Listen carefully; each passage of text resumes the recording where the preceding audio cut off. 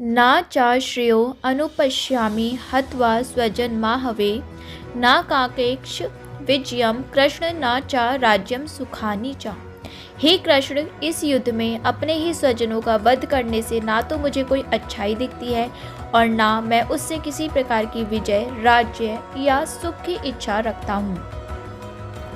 ये जाने बिना कि मनुष्य का स्वार्थ विष्णु में है, सारे बद्धजीव शारीरिक संबंधों के प्रति ये सोचकर आकर्षित होते हैं कि वे ऐसी परिस्थितियों में प्रसन्न रहेंगे। ऐसी देहात्म बुद्धि के कारण वे भौतिक सुख के कारणों को भी भूल जाते हैं। अर्जुन तो क्षत्रिय का नैतिक धर्म भी भूल गया था। कहा जाता है कि दो प्रकार के मनुष्य परम शक्तिशाली तथा जाज्वल्यमान सूर्यमंडल में प्रवेश करने के योग्य होती हैं। ये हैं, एक तो क्षत्रिय जो कृष्ण की आज्ञा से युद्ध में मरता है तथा दूसरा सन्यासी जो आध्यात्मिक अनुशीलन में लगा रहता है। अर्जुन अपने शत्रुओं को भी मारने से विमुख हो रहा है। अपने संबंधियों की बात तो छोड़ दें, वे सोचता है कि स्वजनों को मारने से उसे जीवन में सुख नहीं मिल सकेगा, अतः वो लड़ने के लिए इच्छुक भी नहीं है। जिस प्रकार की भूख न लगने पर कोई भोजन बनाने को तैयार नहीं होता, उसने तो वन जाने का निश्चय कर लिया है, जहाँ वो एकांत में निराशापूर्ण जीवन काट सके। किंतु क्षत्रिय होने के नाते उसे अपने जीवन निर्वाह के लिए राज्य चाहिए, क्योंकि क्षत्रिय कोई अन्य कार्य नहीं कर सकता। किंतु अर्जुन के पास राज्य कहाँ है? उसके लिए तो राज्य प्राप्त करने का एकमात्र अवसर है कि अपने बंधु बांधवों से लड़कर अपने पिता के राज्य का उत्तराधिकार प्राप्त करे, जिसे वह करना नहीं चाह रहा है। इसलिए वो अपने को जंगल में एकांतवास करके निराशा का एकांत जीवन बिताने के योग्य समझता है। किम नो राज्येन गोविंद किम भोगैर जीवितेन वा ये सामर्थ्य कांक्षितम नो राज्यम भोगा सुखानी चा ता इमे अवस्थिता युद्धे प्राणाम सत्य कत्वा धनानी च आचार्यः पितरः पुत्रा स्थैव च पितामहः मातुलः शुश्रूषा पौत्रः श्याला संबंधिन इस्तथा एतान्न हन्तुमिच्छामि ग्रन्थो अपि मधुसूदना अपि त्रैलोक्य राज्यस्य हेतुः किन्नु मही कृते निहत्य धार्तराष्ट्रात्र का प्रीति स्याज्जनार्दना।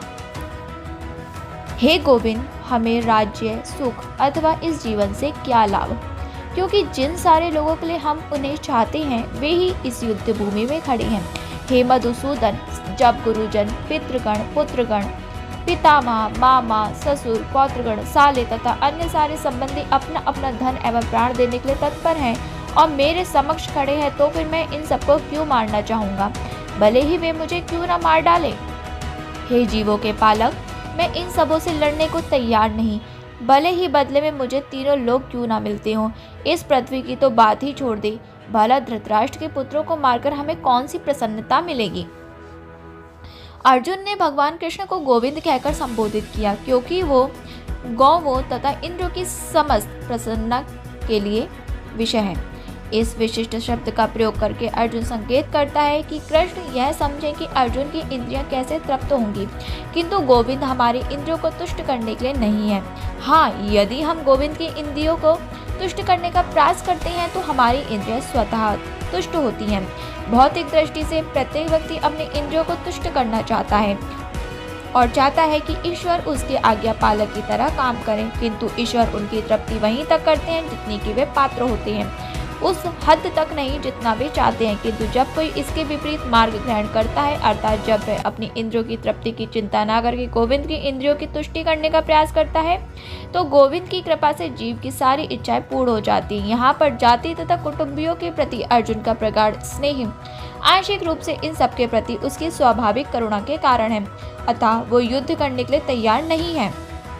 हर व्यक्ति अपने वैभव का प्रदर्शन अपने मित्रों तथा परिजनों के समक्ष करना चाहता है, किंतु अर्जुन को भय है कि उसके सारे मित्र तथा परिजन युद्ध भूमि में मारे जाएंगे और वह विजय के पश्चात उनके साथ अपने वैभव का उपयोग नहीं कर सकेगा। भौतिक जीवन का ये सामान्य लेखा जोखा है, किंतु आध्यात्मिक जीवन इससे सर्वथा भिन्न होता है, क्योंकि भक्त भगवान की इच्छाओं की पूर्ति करना चाहता है, अतः भगवत इच्छा होने पर भी वह भगवान की सेवा के लिए सारे ऐश्वर्य स्वीकार कर सकता है, किंतु यदि भगवत इच्छा ना हो तो वो एक पैसा भी ग्रहण नहीं करता। अर्जुन अपने संबंधियों को मारना नहीं चाह रहा था, और यदि उनको मारने की आवश्यकता हो तो अर्जुन की इच्छा थी कि कृष्ण स्वयं उनका वध करें। इस समय उसे यह पता नहीं है कि कृष्ण उन सबों को युद्ध भूमि में आने के पूर्व ही मार चुके हैं और अब उसे निमित्त मात्र बनना है। इसका उद्घाटन अगले अध्यायों में होगा।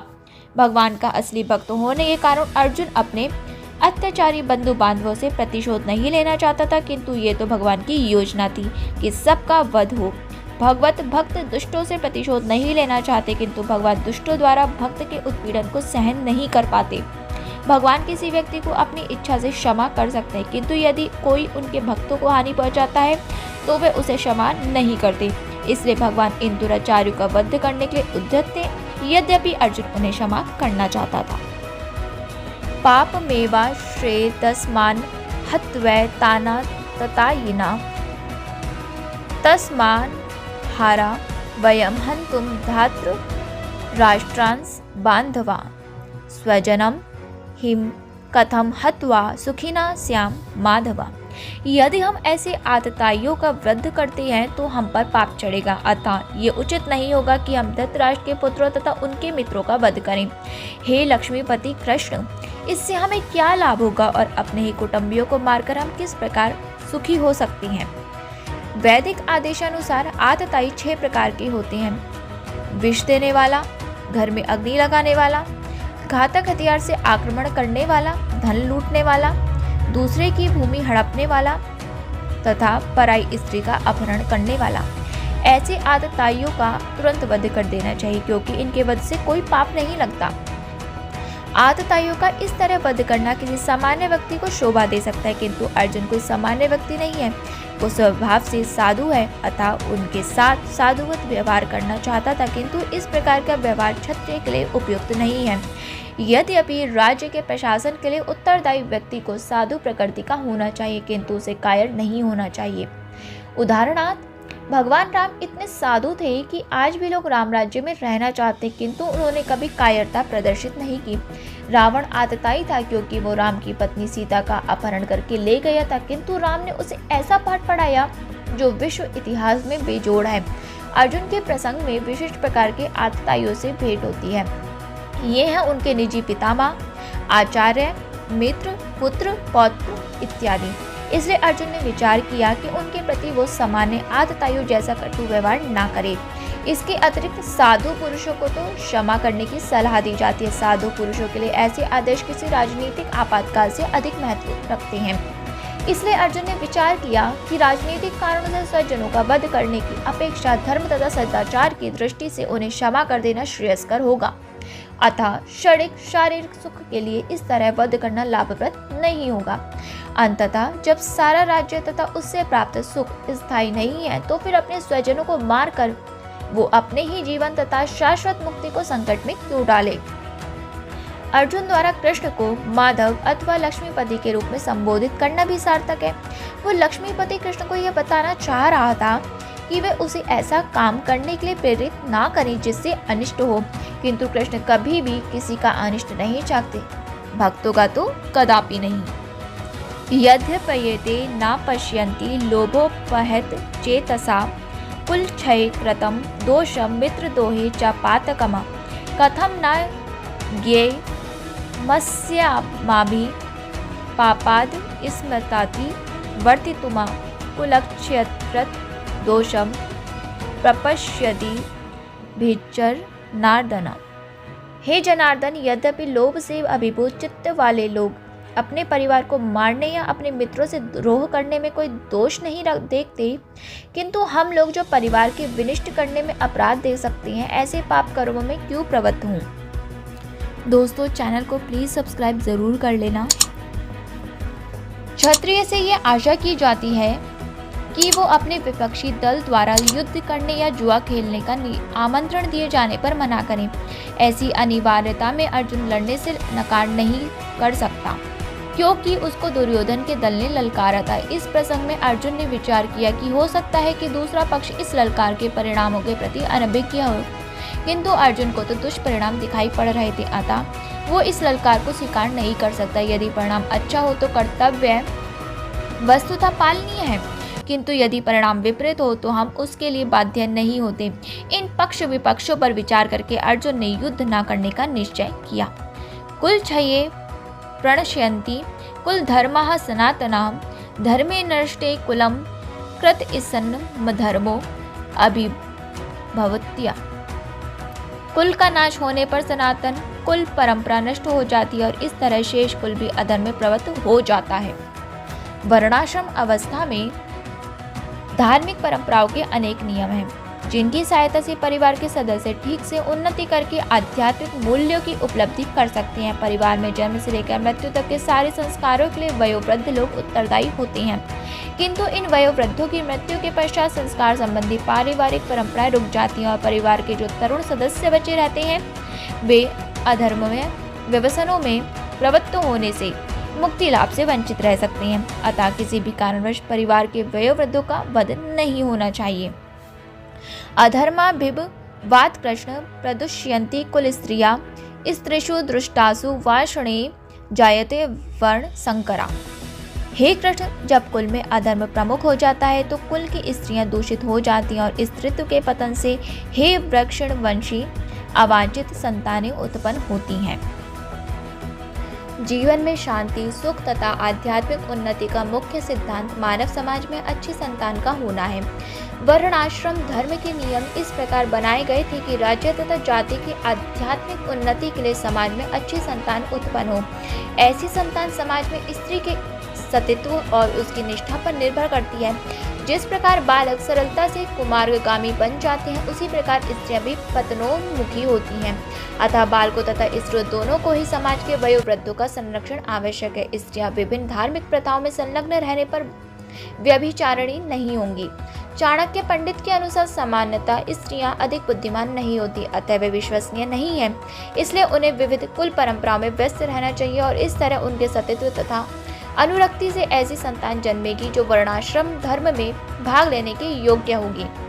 ऐसे वर्णाश्रम धर्म के विनाश से ये स्वाभाविक है कि स्त्रियां स्वतंत्रता पूर्वक पुरुषों से मिल सकेंगी और व्यभिचार को प्रश्रय मिलेगा, जिससे अवांछित संतानें उत्पन्न होंगी। निठल्ले लोग भी समाज में व्यभिचार को प्रेरित करते हैं और इस तरह अवांछित बच्चों की बाढ़ आ जाती है, जिससे मानव जाति पर युद्ध और महामारी का संकट छा सकता है। संकरो नरकायैव कुलघ्राणां कुलस्य च पतन्ति पितरो ह्येषां लुप्तपिंड दो प्रक्रियाम्। अवांछित संतानों की वृद्धि से निश्चय ही परिवार के लिए तथा पारिवारिक परंपरा को विनष्ट करने वालों के लिए नारकीय जीवन उत्पन्न होता है। ऐसे पतित कुलों के पुरखे यानी कि पितर लोग गिर जाते हैं, क्योंकि उन्हें जल तथा पिंडदान देने की क्रियाएं समाप्त हो जाती हैं।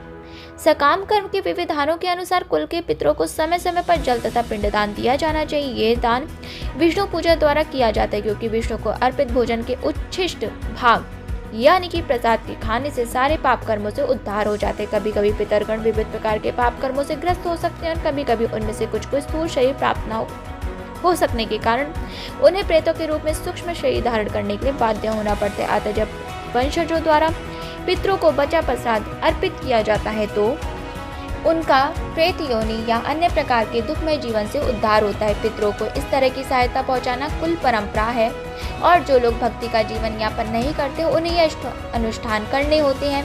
केवल भक्ति करने से मनुष्य सैकड़ों क्या हजारों पितरों को ऐसे संकटों से उबार सकता है। देवर्षि भूता पत्नर्गणाम पितरगणाम न किंकरो नायर्मणि च राजन सर्वात्मना या शरणम शरणयम गतौ मुकुंदम परिहृत्य कर्तमा। जो पुरुष अन्य समस्त कर्तव्यों को त्याग कर मुक्ति के दाता मुकुंद के चरण कमलों की शरण ग्रहण करता है और इस पद पर गंभीरता पूर्वक चलता है, वह देवताओं, मुनियों, सामान्य जीवों, स्वजनों, मनुष्यों या पितरों के प्रति अपने कर्तव्य या ऋण से मुक्त हो जाता है। श्री भगवान की सेवा करने से ऐसे दायित्व अपने आप पूरे हो जाते हैं। दोषय रेत्य कुलर्घानाम वर्णन संकारकय उत्साधन्ते जातिर्धर्मा कुल धर्माश्च शाश्वता। जो लोग कुल परंपरा को विनष्ट करते हैं और इस तरह वांछित संतानों को जन्म देते हैं, उनके दुष्कर्मों से समस्त प्रकार की सामुदायिक योजनाएं तथा पारिवारिक कल्याण कार्य विनष्ट हो जाते हैं। सनातन धर्म या वर्णाश्रम धर्म द्वारा निर्धारित मानव समाज के चारों वर्णों के लिए सामुदायिक योजनाएं तथा पारिवारिक कल्याण कार्य इसलिए नियोजित हैं कि मनुष्य चरम मोक्ष प्राप्त कर सके। अतः समाज के अनुत्तरदायी नायकों द्वारा सनातन धर्म परंपरा के विखंडन से उस समाज में अव्यवस्था फैलती है। फलस्वरूप लोग जीवन के उद्देश्य विष्णु को भूल जाते हैं। ऐसे नायक अंधे कहलाते हैं और जो लोग इनका अनुगमन करते हैं वे निश्चय ही कुव्यवस्था की ओर अग्रसर होते हैं। उत्सन्न कुल धर्माणाम मनुष्याणाम जनार्दना नरके नियतम वासो भवति यनु शुश्रुमा।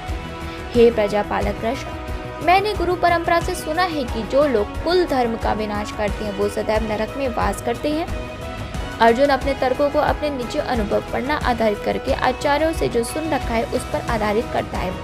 वास्तविक ज्ञान प्राप्त करने की यही विधि है। जिस व्यक्ति ने पहले से ज्ञान प्राप्त कर रखा है उस व्यक्ति की सहायता के बिना कोई भी वास्तविक ज्ञान तक नहीं पहुंच सकता। वर्णाश्रम धर्म की एक पद्धति के अनुसार मृत्यु के पूर्व मनुष्य को पाप कर्मों के लिए प्रायश्चित करना होता है। जो पापात्मा है उसे इस विधि का अवश्य उपयोग करना चाहिए। ऐसा किए बिना मनुष्य निश्चित रूप से नरक भेजा जाएगा, जहाँ उसे अपने पाप कर्मों के लिए कष्टमय जीवन बिताना होगा। अहो बद महत पापम कर्तुम व्यवस्थिता वयम यद्रा जल सुख लोभेन हंतुम स्वजन बुद्धता। ओह, कितने आश्चर्य की बात है कि हम सब जघन्य पाप कर्म करने के लिए उद्यत हो रहे हैं। राज्य सुख भोगने की इच्छा से प्रेरित होकर हम अपने ही संबंधियों को मारने पर तुले हैं। स्वार्थ के वशीभूत होकर मनुष्य अपने सगे भाई, बाप या माँ के वध जैसे पाप कर्मों में प्रवृत्त हो सकता है। विश्व के इतिहास में ऐसे अनेक उदाहरण मिलते हैं, किंतु भगवान का साधु भक्त होने के कारण अर्जुन सदाचार के प्रति जागरूक है, अतः वो ऐसे कार्यों से बचने का प्रयत्न करता है। यदि मां प्रतिकार मशस्त्रम शस्त्र पाणयः धातराष्ट्र रणे हन्यौ स्तन्मे क्षेमतरम भवेता। यदि शस्त्रधारी धृतराष्ट्र के पुत्र मुझे निहत्ते तथा रणभूमि में प्रतिरोध न करने वाले को मारे तो ये मेरे लिए श्रेयस्कर होगा। क्षत्रियों के युद्ध नियमों के अनुसार ऐसी प्रथा है कि निहत्ते तथा विमुख शत्रु पर आक्रमण न किया जाए, किंतु अर्जुन ने निश्चय किया कि शत्रु भले ही इस विषम अवस्था में उस पर आक्रमण कर दे किंतु वह युद्ध नहीं करेगा। उसने इस पर विचार नहीं किया कि दूसरा दल युद्ध के लिए कितना उद्यत है।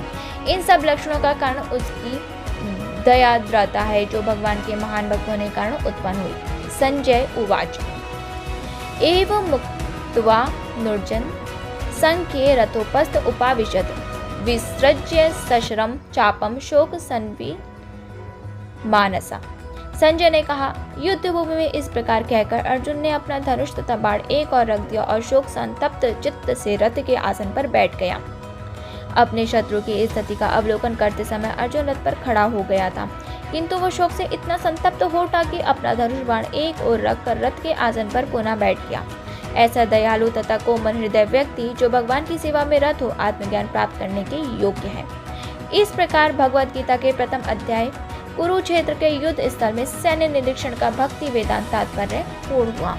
तो दोस्तों, चैनल को सब्सक्राइब कर लीजिए और बेल आइकन को प्रेस कर दीजिए, जिससे कि नेक्स्ट एपिसोड का यानी कि जो हमारा नेक्स्ट अध्याय होने वाला है गीता का सार, उसका आपको नोटिफिकेशन सबसे पहले रिसीव हो और आप वीडियो को कंप्लीट देख सकें। तो अब मैं चलती हूँ और जानवरों को फीड कराना बिल्कुल मत भूलिएगा। उनकी सेवा कीजिए, उनकी मदद कीजिए हर तरीके से। धन्यवाद।